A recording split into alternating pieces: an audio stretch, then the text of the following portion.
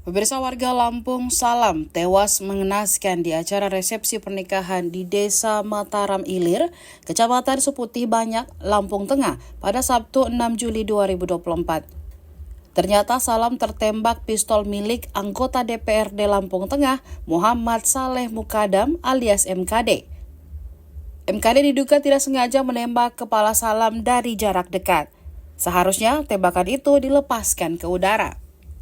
Setelah diusut, senjata itu digunakan dalam insiden tertembaknya warga ini diketahui merupakan bagian dari tradisi.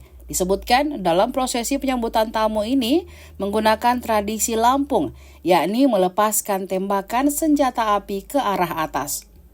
Anggota DPRD yang melepaskan tembakan merupakan tamu undangan keluarga mempelai.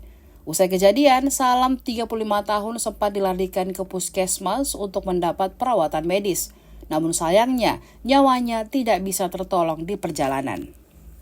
Personel yang turut mengawal TKP mengidentifikasi bahwa Muhammad Saleh Mukadam membawa 3 senjata api.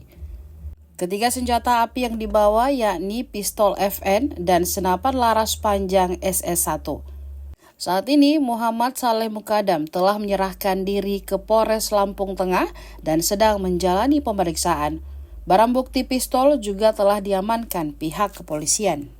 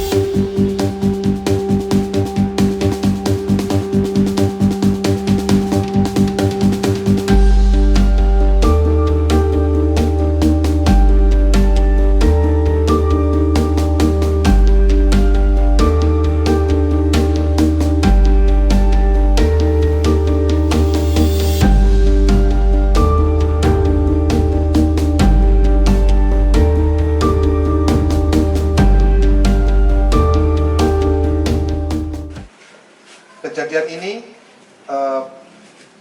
terjadi pada hari Sabtu, tanggal 6 Juli 2024, sekira pukul 10 waktu Indonesia bagian Barat, tepatnya di Dusun 1, Kampung Mataram Ilir, Kecamatan Seputih, Surabaya. Dengan korban Salam bin Karim, 35 tahun, agama Islam. Dengan alamat Dusun 1, Kampung Mataram Ilir, Kecamatan. Download Tribun X sekarang, menghadirkan lokal menjadi Indonesia.